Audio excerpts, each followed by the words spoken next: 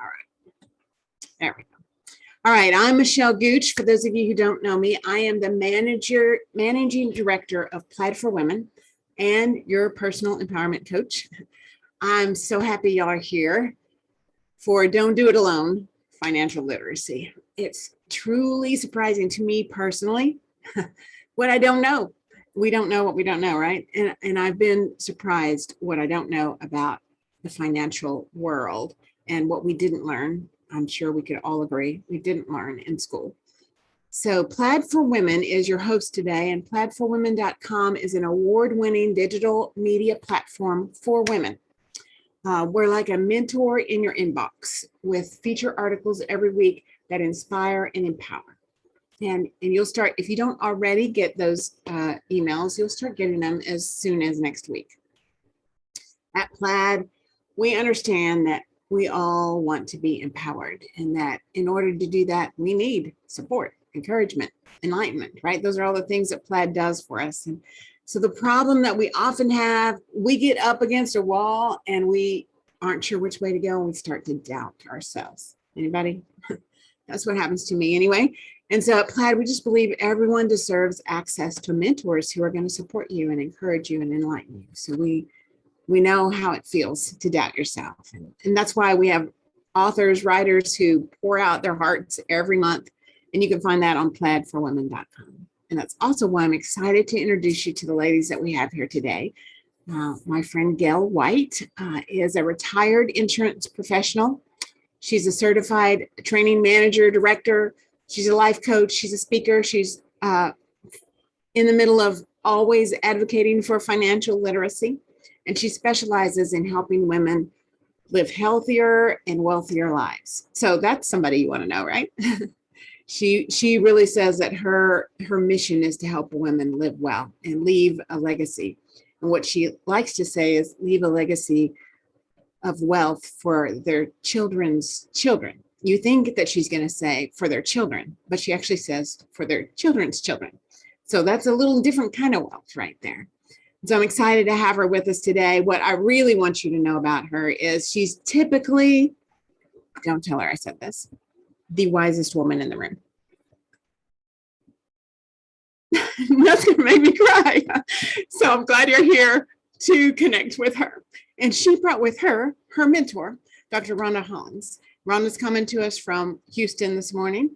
So I'm going to give Gail and Rhonda a chance to tell us everything we need to know. But first, I'm going to ask Gail to give us a little more introduction to Dr. Hollins.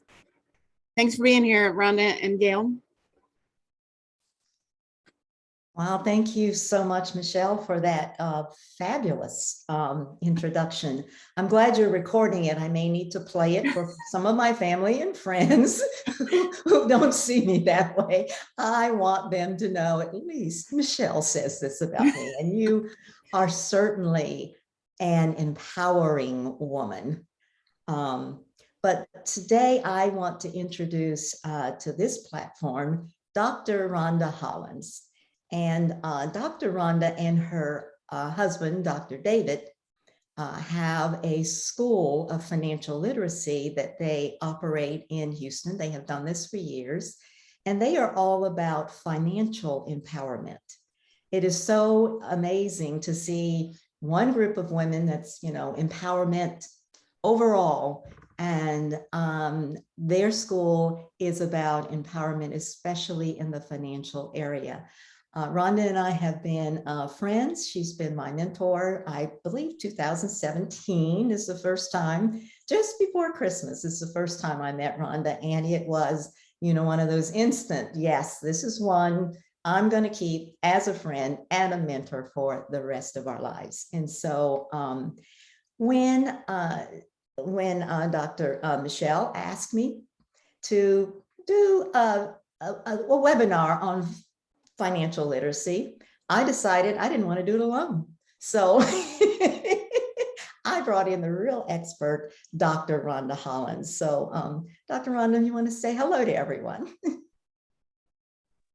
Yes, I do. Hello, everyone. Plaid, Dr. Michelle Gooch, thank you so much for the opportunity. And of course, my dear friend, Gail. for asking me to be a part of this platform today. And we just love what we do. We love connecting with women, and especially when it's about empowering, that takes us all to a whole nother level, because we have so many things to keep up with and so many responsibilities or hats that we all wear. But when it comes to stuff like this that we should know, as Gail mentioned, we shouldn't do it alone. And we should definitely pull in all the experts, all the people with their different experiences to help us to get through. So I'm honored to be here, and just appreciate the platform, and congratulations to you, Dr. Michelle, for what you've brought together. Appreciate it. Thank you. Thanks, Dr. Rhonda. And I think you all can tell I missed some of her credentials here, but she is a John Maxwell trained speaker, trainer, and all of that. And she is about the smoothest person delivering the information you ever want to hear. And so with that, Dr. Rhonda, I just want to introduce if the topic for today. And you'll notice that I called it financial literacy. Don't do it alone. And what we want to talk about is a money mindset makeover, because as Dr. Michelle has said to us, most of us just don't know. We don't think about where we got our ideas about money, where it came from. And so as we want to make this a conversation, we want to make it interactive. I am going to play a video. But as you're going through this video, I want everyone to think about something new that you've learned from the video, because afterwards we're going to, put some notes in the chat. And Rhonda and I just want to, sort of take a poll of the group and figure out, where are we right now as far as our money mindset? So with that, Michelle, are we ready to go? I'm going to share my screen. Okay, let's see.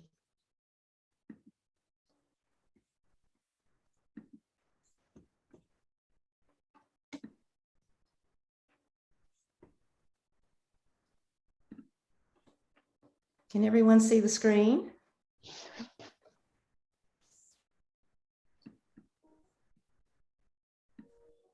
Yes. The school systems is actually teaching people to be poor.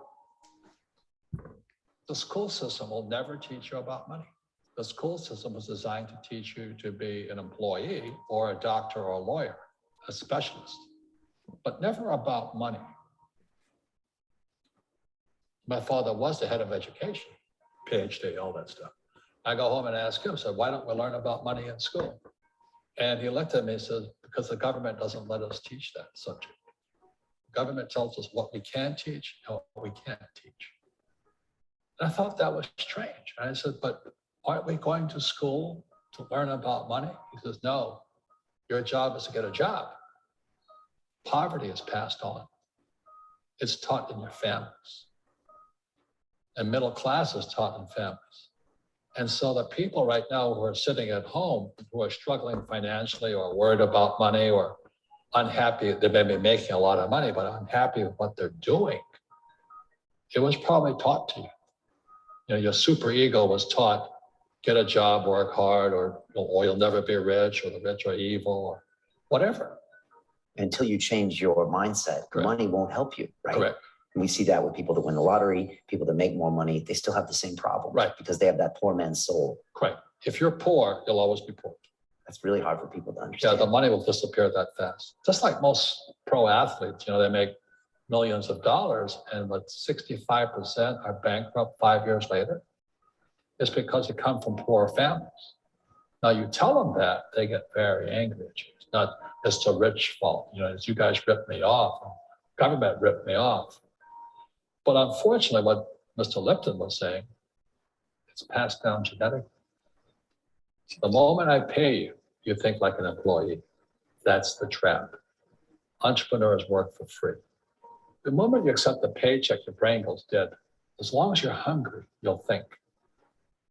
You see people say, well, why don't you give the poor money? So the only problem with that is just creates more poor people. Give a as you man know. a fish, he fishes for the day, or eats for the day. Yeah, you give a man a fish, you get a lot of people who want more fish, you know, but you teach them to fish. But you are the Robin Hood of knowledge, because I see you giving this knowledge out, and Yeah. do the rich people cringe and say, don't tell them that? Yes, yes, yes. Don't tell people what you know. Keep them poor. Poor will always be amongst us because it starts up here. It's in their words, you know, and the words become flesh. When they say, I can't afford it, or I can't do that, you go down. They become what they say. And I meet so many people, I can't afford it. You think I'm made of money? My PhD dad, he says, what do you think I am, made of money? I can't afford that. And my rich dad would say, that's why he's poor. Poor people say, I can't afford it, I can't do that, I don't have time. Because it's an escape. It's an escape, you know what I mean? It's easy to say, I can't afford it. Oh, I'm too tired. Oh, I can't go to the gym.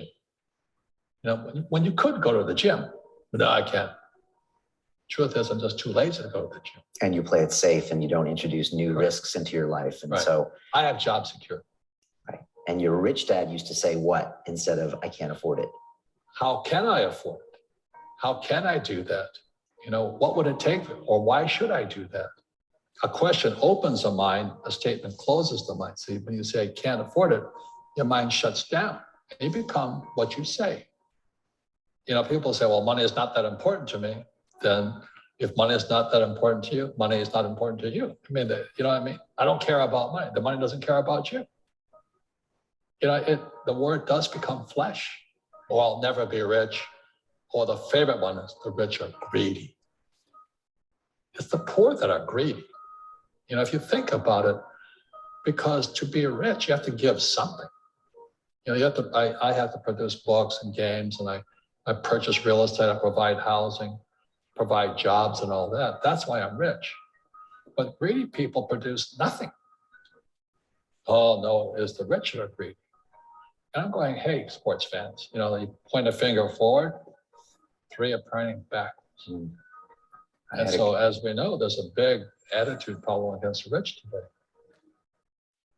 We all have fear, and to be truthful, we all have fear. It's just how you deal with it. You know, Einstein said, imagination is more important than knowledge, but knowledge empowers imagination. And what most people lack is real business knowledge, like accounting, you know, like debt, like taxes. You got to know that stuff, but they don't teach it in school to anybody. You know, people who are afraid of making mistakes, like they teach in school, they don't ever grow. Because spirituality is there's good and there's bad, there's right and there's wrong, there's up and there's down. Most people only want to be right, they only want to be positive. Well, you can't have that. That's not reality. Every time I failed, it was like, good. It's okay, what have I learned? And the average person, the reason they're poor is they haven't failed. You know, they play it so safe. They haven't made any mistakes like they taught in school. That means they don't learn anything. That's why the school system's actually fundamentally corrupt. It's anti-education. And I think what most people do is they let their parents or their friends talk them out of life. So afraid of failing. But failing is how we succeed. Our schools punish you for making mistakes. That's why we have so many people who are so afraid of admitting they make mistakes, are afraid of failing. Okay. I'm gonna stop sharing here, and that was pretty heavy duty for a start. We wanted to kind of shock our thinking, but I want to hear from you all at this point. What 1 or 2 statements from that video, and if you would type this in the chat, what 1 or 2 statements from that video really, really kind of struck you? Whether you agree, disagree, just what struck you in that? Anyone? Let's see what's in the chat. And Dr. Rhonda, help me look through the chat and see what everyone is saying. Absolutely. And don't be shy. We want this to be interactive. We're going to have some real conversations about it. I love this video because it makes me go back and think. And I'm sure many of you were thinking too, when you were in school, what were you learning? Were you afraid to do certain things? And to now understand that it was kind of controlled right? It was meant for us to have that type of control because of what they were setting us up for. You know, that was the industrial revolution, that time frame where they were preparing us to work jobs. So the ringing of the bells and all the different things, and you may have seen some of that before, it was all part of the programming. So when I go back and look at that video now and see how Robert Kiyosaki just breaks it down, anything that we may be dealing with today with regards to money or fears or anything like that was instilled in us. And unfortunately, we're still doing the same thing today to our own kids and grandkids, sending them through the same system that is really failing us now. So this, we thought, was a perfect video just to kind of open our minds a little bit and think about where we came from and why we're doing the things that we do right now that we're going to break down here in just a few minutes. But being afraid, yes, looking at a couple of the chats here. Thank you guys for that. Let's see here. Yeah, being afraid of failing, that's correct. How are we going to know if we're doing it right or wrong if we don't even try?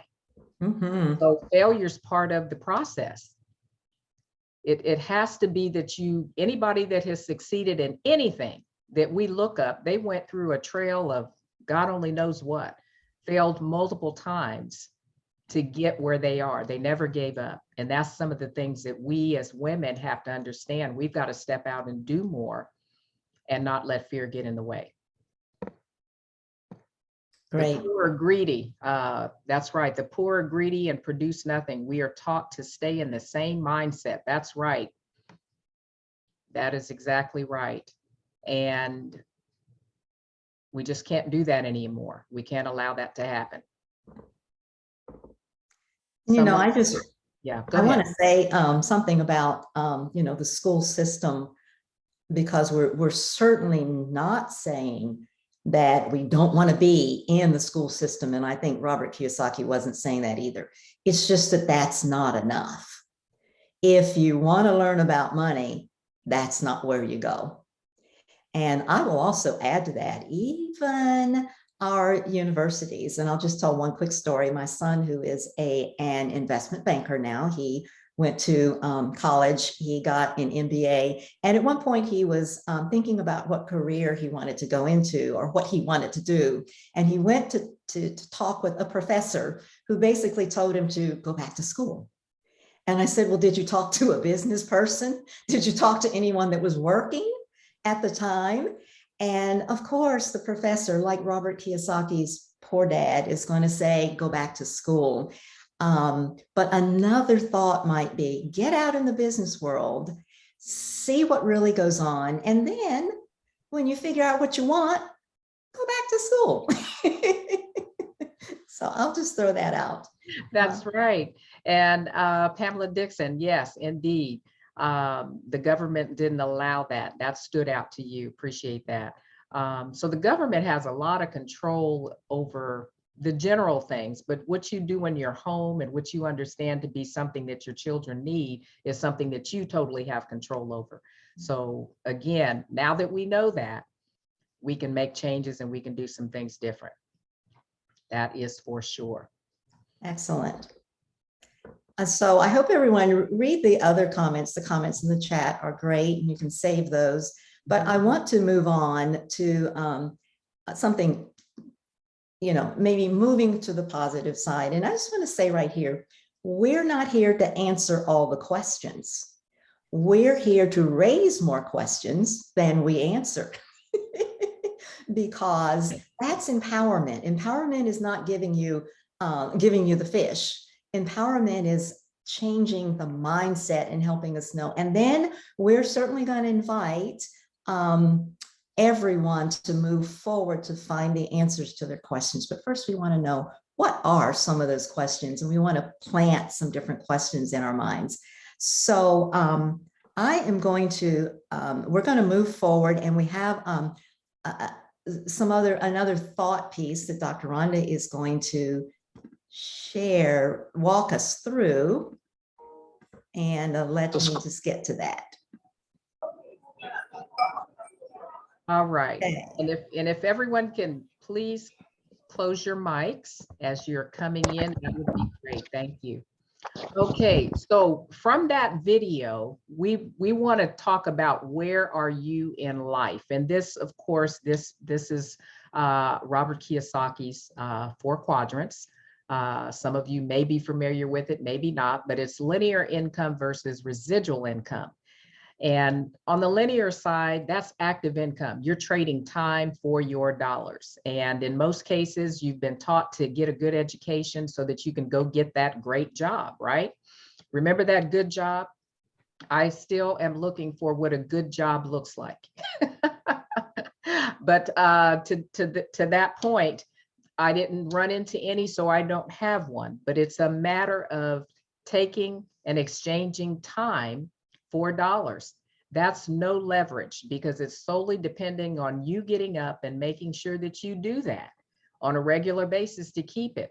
Because if you miss a few days here and there, you could end up without a job, right? So time in exchange for money equals no leverage, and that's what employees do.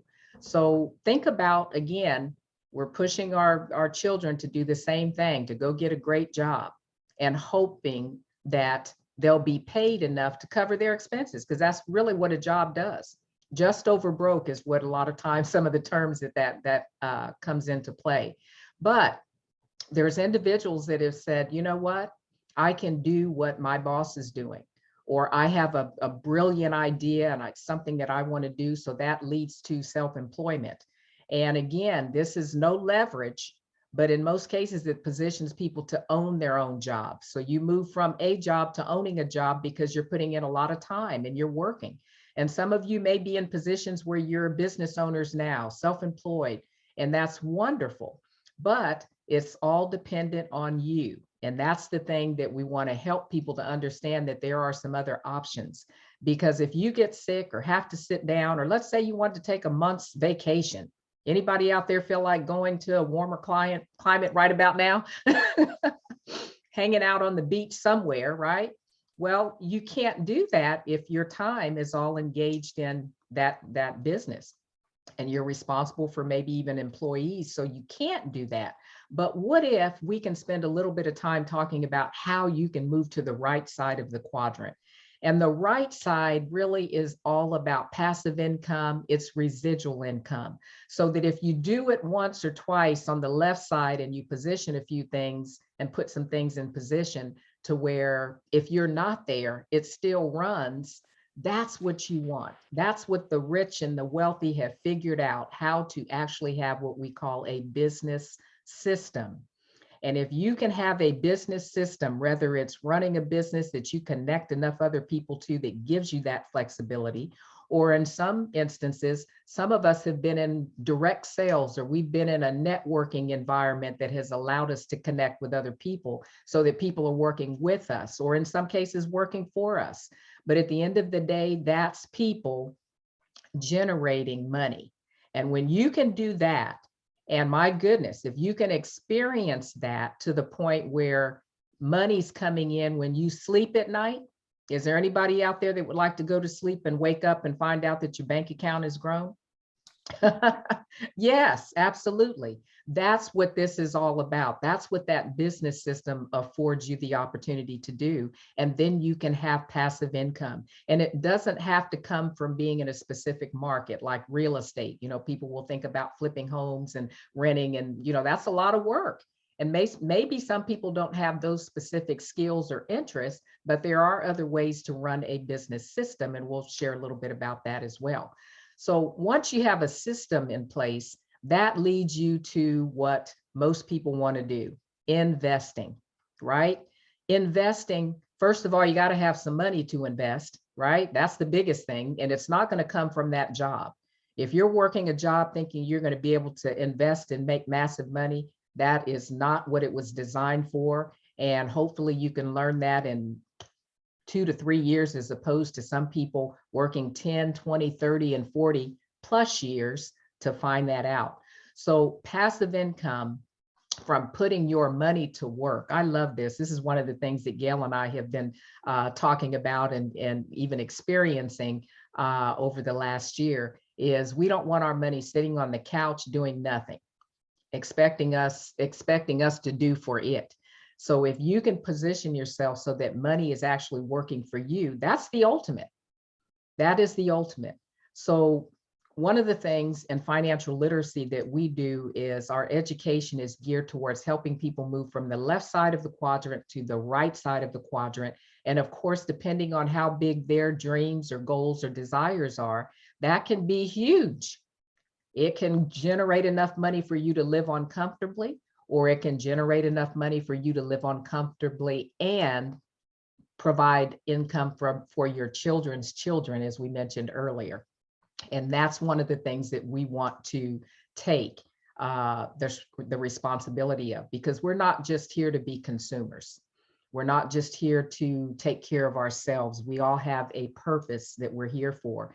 And helping the generations that come behind us is going to take a very serious system like what you see on the right side. So I hope that as I was talking about that, you're thinking about where you are. And we may engage here in just a few minutes about what that looks like. Some people may be in a couple different quadrants at the same time. So we'll see what that looks like. Miss Gail, you want to start that conversation here? Oh, absolutely. Thank you, Dr. Rhonda. And I just want everyone to take, a mental note, maybe a snapshot in your brain or screenshot if you like. Because moving from that E quadrant, that's where most of us started out, and going all the way around to the I, where we are leveraging. There's a term that I love that says other people's money. Wealthy people use other people's money to make more money. So got a little poll that we want to do. And if you just kind of type these answers in the chat for you. We just want to sort of scan this group. And here's the first one. Which quadrant best represents your current status? Are you an E, employee?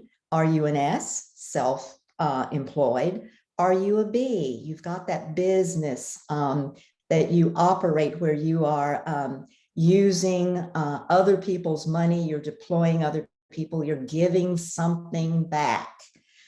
Or you, that I, the investor who has money working for you. So take a few moments and let's everybody put in the chat just, an A, a B, a C, or a D. Where are you currently? And as Rhonda said, maybe some people are in two quadrants. Go ahead and put both of those there if you are. Let's see what we have, Dr. Rhonda. Okay, let's see here.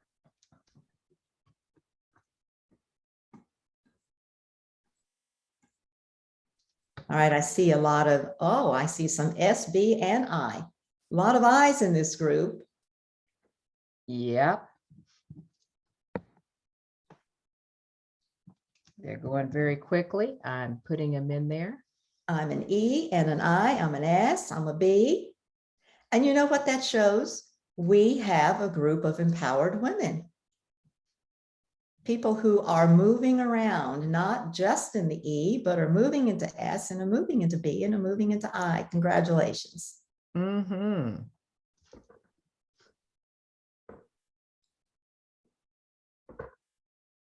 All right, that's terrific. They're really popping in there fast, fast, fast. That's right. We got a little bit of everybody, bit of everybody, which is good, We have, and I want to say welcome to some team members that are here that understand that I quadrant and have been doing a little investing in some new areas that we're going to talk about here in a few minutes as well. Thank Absolutely. you. Let's go to the second question for a moment. And let me get mine out of the way. If you're currently in the E quadrant, describe any past experience in the other quadrants. In other words, if you're an E, have you launched a business that didn't take off? Have you done some investing? that in that I quadrant. Our answers are, I've never been beyond E. It looks like with this group, almost everyone has gone beyond E. B, I ventured into the S and the B or the I, and but without much success. Or I am employed, but I also currently operate in the other quadrants. I think we've already maybe answered that. Mm-hmm. Mm-hmm. Let's just see.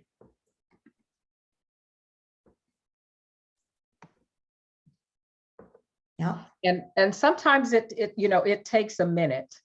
You just have to have a plan, and you've got to be consistent with what you're doing in order to completely move, let's say, to the right side. There are some people, of course, in different areas, they have had some opportunities to retire early, especially with the pandemic and everything that has gone on. So that has shifted and allowed a lot of people to be at home. And the one thing about now being at home, people understand, oh, this can be kind of nice to be able to work from here, not commute or whatever. So in that case, it means really putting a plan together or having some options that will allow you to stay home. I have a friend of mine who's in the school system and would really like to stay at home. So she's really saying, what can I do to work on this on the B side and build a business system that will allow me to do that? Great. Okay, thank you all for your answers there. I want to transition into talking about money specifically. And some of you all, if you've read some of my articles, I generally will reference there's the old money system, and we're moving into a new money system that gives us all different opportunities to participate in that I quadrant. And what we want to do right now is just have a little video, short videos, about 3 minutes, that will help us understand where we are, what money is today. And we want to spend the rest of our time together sort of talking about where we are, where money is. So hold on one second. Let me get the video going.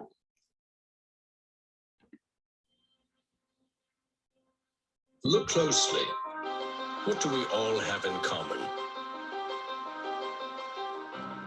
No matter what corner of the world you live in, you need food, water, shelter, and money.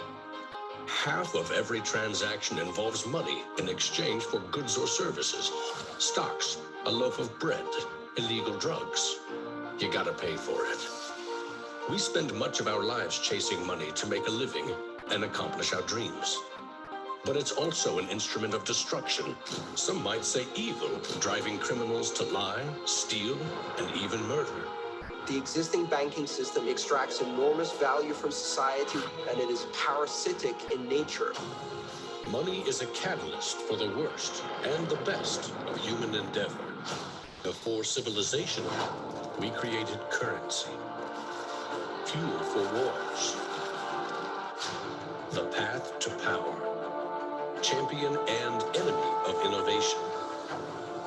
Money is so integral to our society and our global economy that its true nature remains a mystery to most. This is the story of money, perhaps the end of money as we know it. No matter how fat your bank account or how thin your wallet, to us it's all cold hard cash.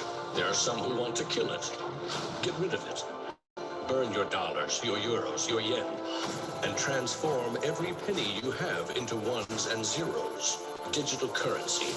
Entrust it to the web and computers spread across the planet. Magic internet money. It's called cryptocurrency. Bitcoin. Invented in secret, it was a gift to the world. It's not just a currency, but it's actually programmable money. A potential curse on bankers. I mean, there's nothing that the big banks or politicians can do to stop it. Breaking every government's grip on money supply. What the internet did for information, Bitcoin is doing for money. Could it be the new gold?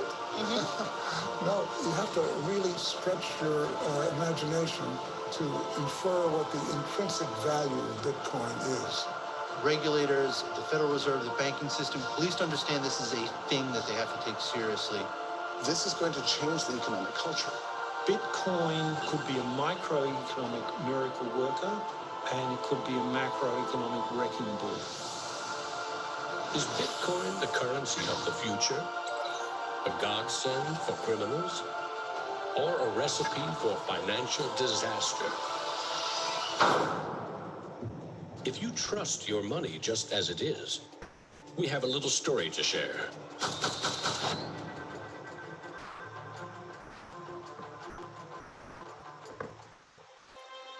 Okay. We had to jump in because to be literate in money today, you have to know a little bit about the buzz. Dr. Rhonda, help us out here. What's the buzz about crypto and Bitcoin? Well, you know, first of all, everybody on this platform, I'm sure, has heard a little bit about Bitcoin, has heard a little bit about cryptocurrency, has seen maybe some ATM machines pop up here and there. And yet there's a few commercials now out, and the Super Bowl certainly splashed it out there. So it's here, but yet your media, you know, you're not hearing it on mainstream news on a regular basis. Your banking system hasn't really gone into detail with you about what to expect. And yet they're preparing you for e-wallets, electronic and digital money. There's a lot of things that are happening behind the scenes that now people have to realize and understand the importance of financial literacy and why they need to learn, because you will be left behind if you just wait for the systems to tell you what to do. Meanwhile, they're managing your money. That's really what's happening. They've been doing that for decades. So it's literacy today is so important because you now are in a position to become your own banker. Anybody ever thought about being their own bank? And it comes back to, we're not going to be fearful. We're not going to feel like we have to make, you know, just like what we kind of prepped this whole thing for. We got to push the fear aside. We've got to push a lot of things aside and understand that this is an opportunity to take control of your own money. And there's nothing wrong with that. There are people in the middle of this pandemic who are getting filthy rich. They're becoming millionaires and even billionaires while everyone else is focused on what the media wants us to stay focused on. So that video was, in my opinion, a great snapshot of the history of where money's come from and where we're going. And you're going to have to get used to it. It's not going to be an option. So coming together and learning and not doing it alone is going to make it that much easier and position a lot of people on this platform for financial success, probably more than what you could even imagine if you do a few things and you make some connections. But yes, we've got some things changing and shifting right under our noses that we have to learn about. I recently had talked with a family member whose husband passed away. And one of the things that she plugged into my ear was that he took care of all the money and all the stuff. And I really don't know anything, even today. And was reaching out because it's like, I need to get some help. So to compound crypto and digital stuff on top of the old system that many people or many women are not aware of can be an issue, but we're not going to claim the issue. We're going to do everything we can to provide literacy, and all that we have to do as women is be open to educating and learning and teaching someone else. Amen, amen. Open to getting educated and bringing other women into a place of education. Now, before we, and this is our closing video, we wanted you to hear from women across the land who are just, who are excited about what's here that's new. And so I'm going to go ahead and jump into that. And after that, we're going to have some discussion. You know, we want to hear from you again about how are you feeling about this new thing? Because if you can right here, again, we're not giving all the answers. But we want you to get some questions, and we want you to start formulating your thoughts about the new thing that's coming, the new thing that's here. So one moment, let me see if I can get the right. Look closely. Here. The idea that people could own their money without having to go to a bank, I actually became super obsessed with it. I literally couldn't sleep or eat for like a few days. It was just like going down the rabbit hole or taking that pill in the Matrix.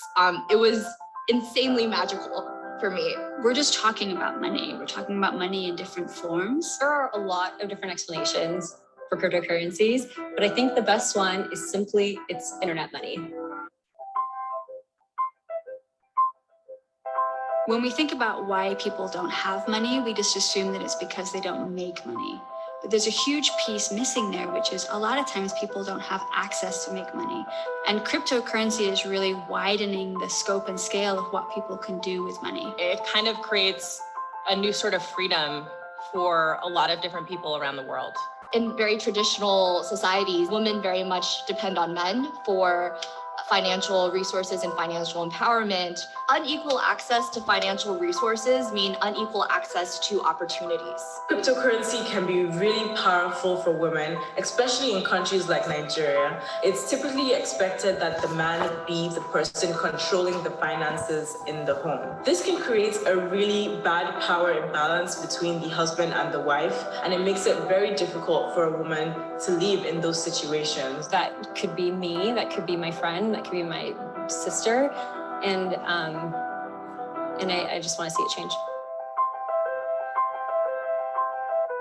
I'm an entrepreneur, so I'm a little biased, but even thinking about it from like starting a business, you need to open up an account, you need a way to process revenue, and if you aren't able to actually get that approval, you aren't going to be able to do it. Seems kind of obvious, but when you include 50% of the population in the economy, that expands it, does good things for everyone. Investment in women can really change communities dramatically. As long as you have good access to the internet, you should be able to hook up to these networks, offer your services, and earn income from them. The more that people participate on a daily basis in this utility system, the more that we're truly driving towards an open financial system for the whole world. I think every revolution and major change has initially been seen as crazy or silly until it happens and becomes the norm and is inevitable.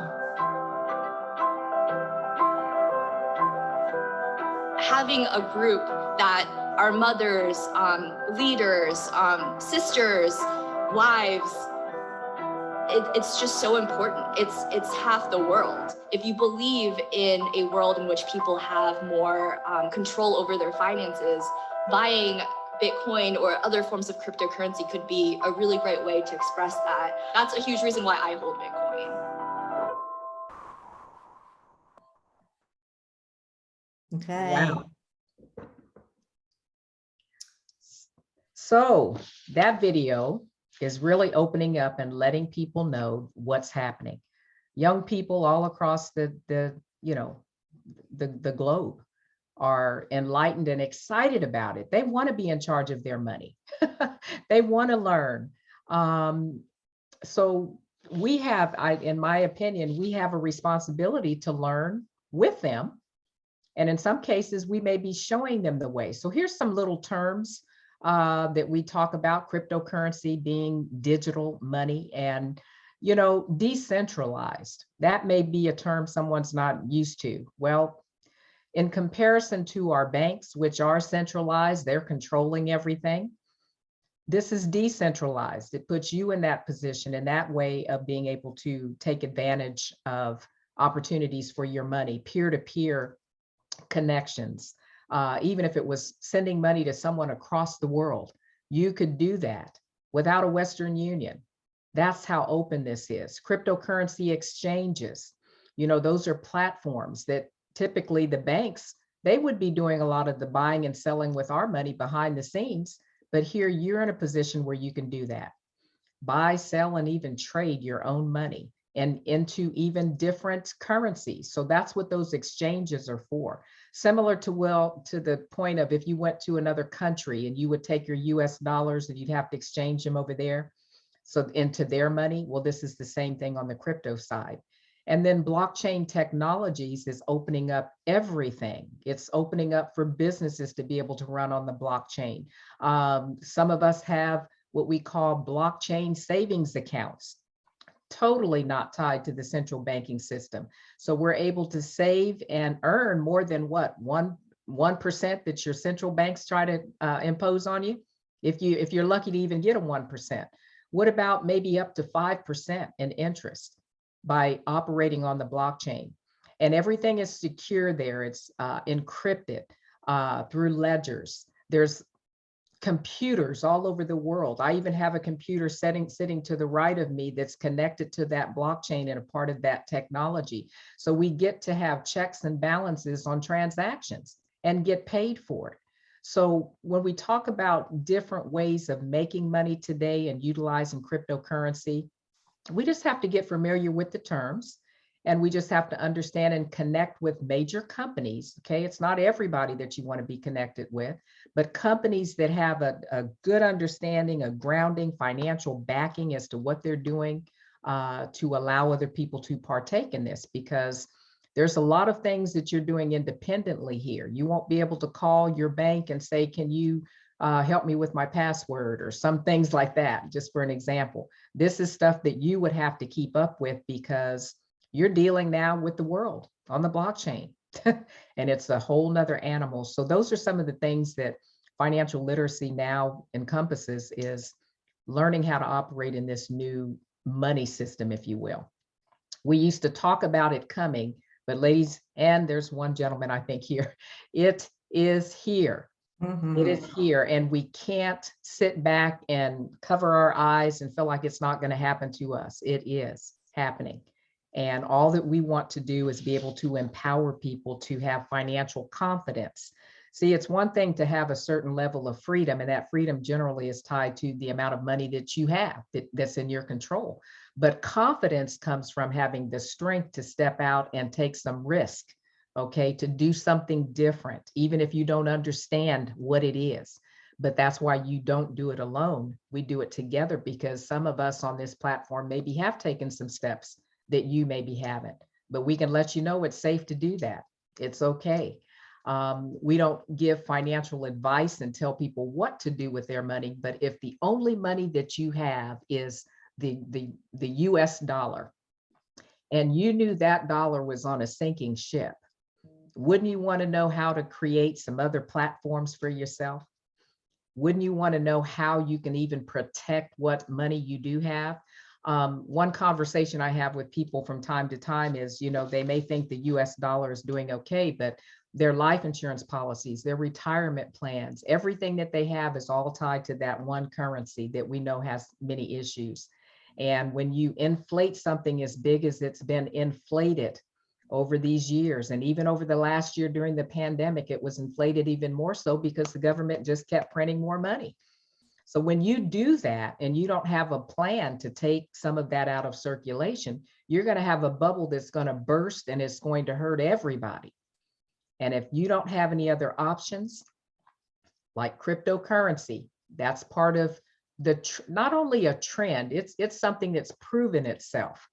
Bitcoin has been around for a minute, and I think everybody on this platform, if you had an opportunity in 2009 to grab 3 of those for a penny, is there anybody on here that would have passed that up knowing what you know today? Nobody. So it's come full circle again.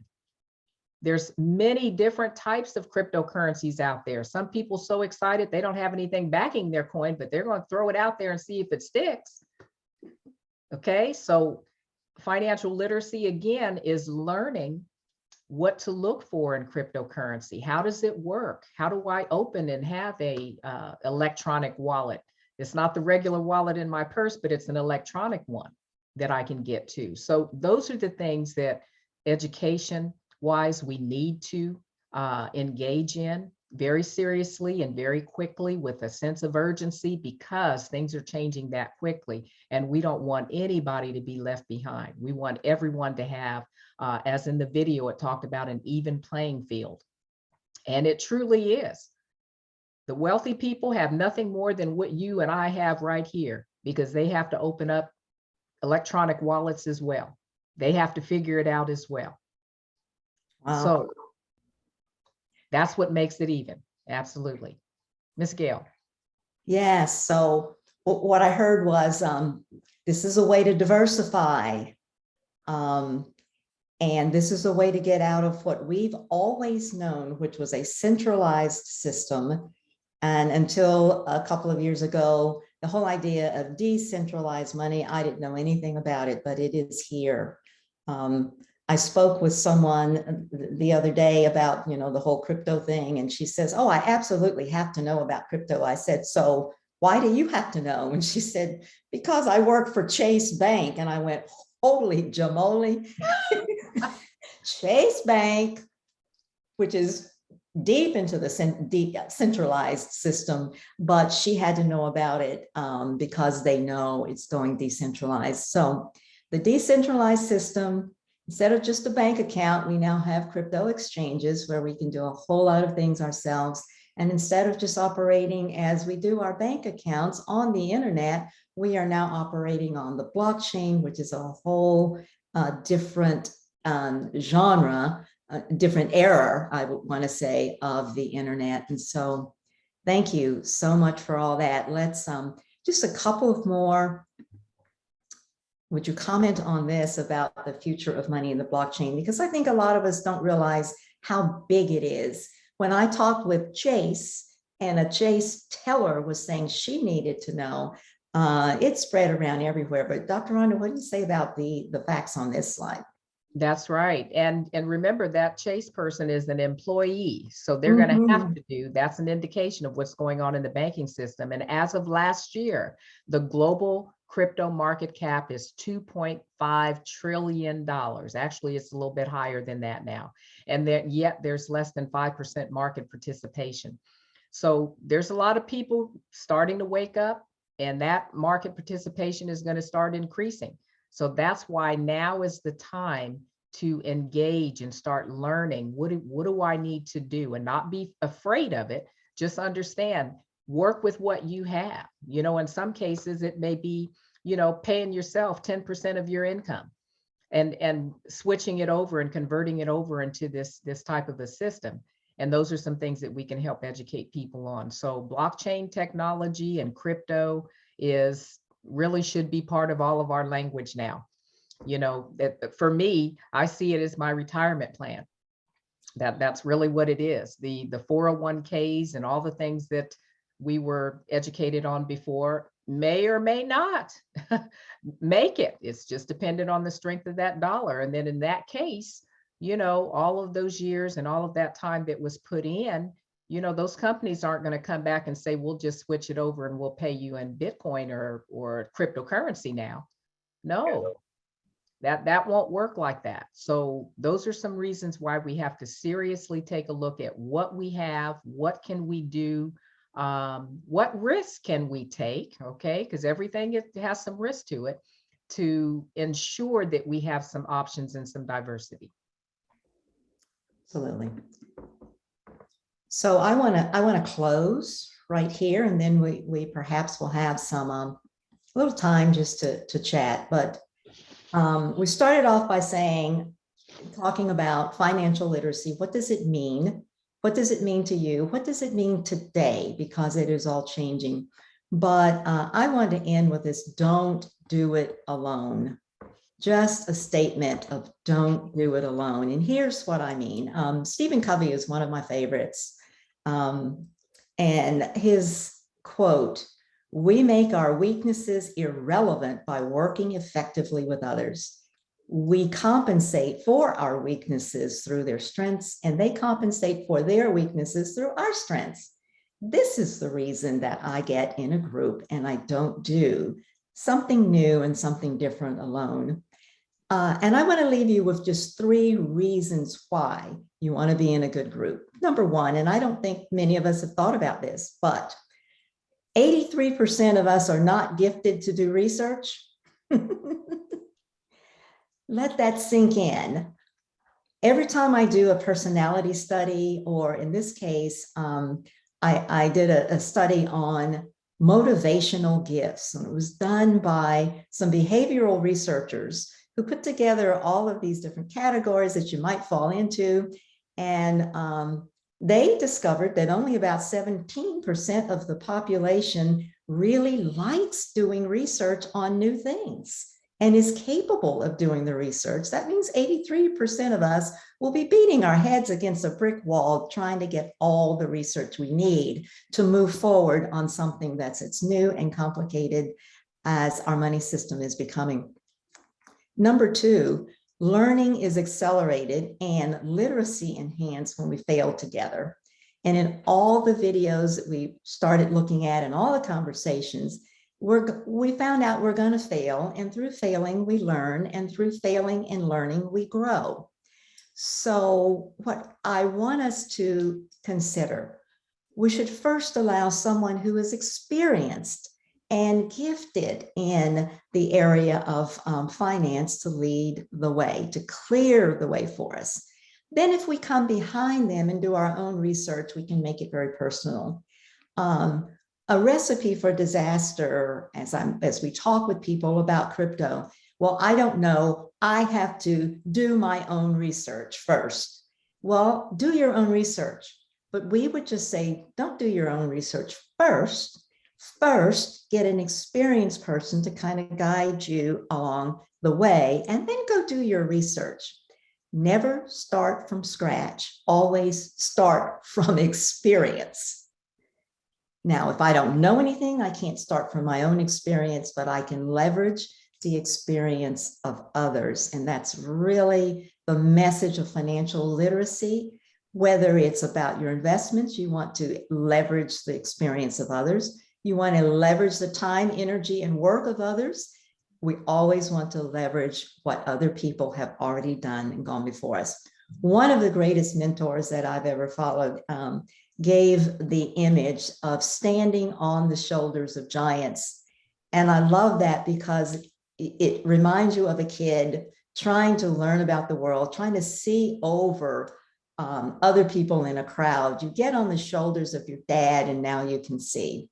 Well, doing it in community with others is a way to get on the shoulders of someone and look over some now that you can see. The third reason, and Rhonda has mentioned this, is the speed of technology demands we have to move fast. None of us has time to take our time and figure this thing out. We all need to start where others have already done the research, and then we need to move forward. And then we personalize the application, and then we get to a place, to that beautiful place, that quadrant, where now we are able to make our money work for us, whether it's the traditional money in the centralized system or some of the newer crypto digital money in a decentralized system. We're now ready to make our money work for us because we did not do it alone. And so that's where I want to leave us. And I'm going to stop share. And Dr. Rhonda or anyone else, any comments now? We've got, I believe, we're right at that hour. Yeah, we are. We are right at time. And I know a lot of people have to get back to work, but I also know you didn't get your questions answered. So Gail, if you will put your contact information in the chat. I will. So that they can definitely. I do want one more thing. Oh, there we go. That everybody will please take a screenshot of this, because here's where you can get your questions answered. Good. Women Leading the Future of Blockchain. And this is every Wednesday night. We're asking you to join us any Wednesday night at 6:30. And Rhonda, just tell them a little bit about the lady who runs this, and then we'll be done. Absolutely. This is a movement that was actually started by one of my mentors, and her name is Shelby Casey Thompson. She's hosting this every Wednesday, and there's some of us that are working with her and helping to empower ladies, and she's giving a little bit of information, just as Gail and I did here now, but also she's going to show some options and some ways that you can actually invest in crypto. And that's going to be probably, I know that was one of the questions that was there.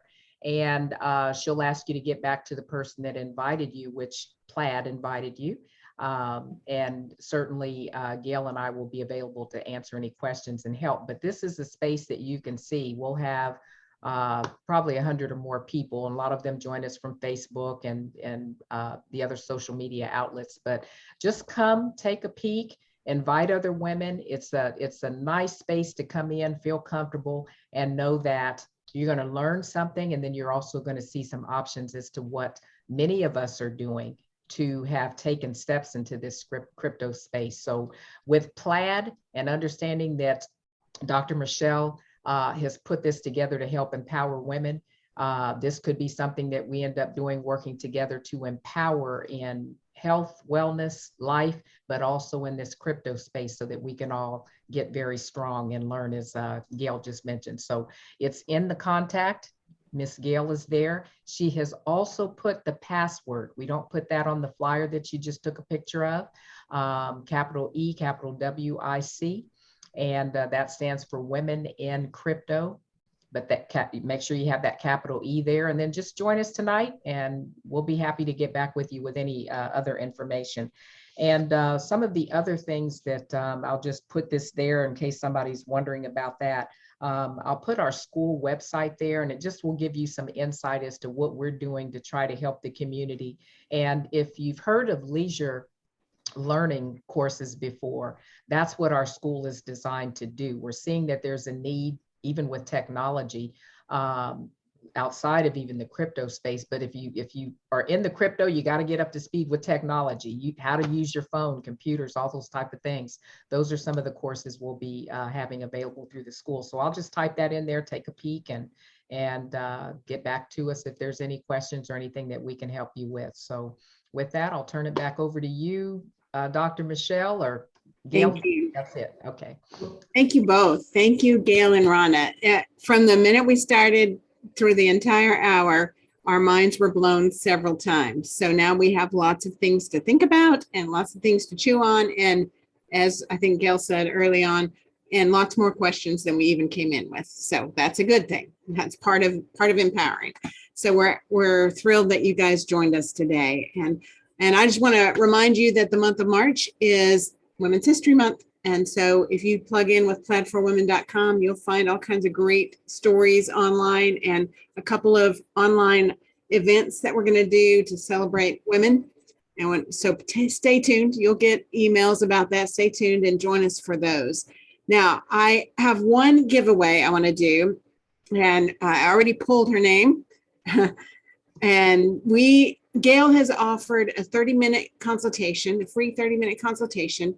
And I know you all want that, but we're only giving one away, but you do have Gail's contact if you want to ask her some questions.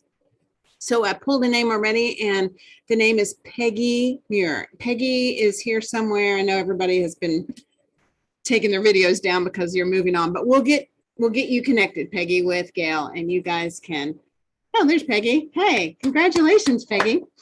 So we'll get you connected and you can access that 30-minute consultation.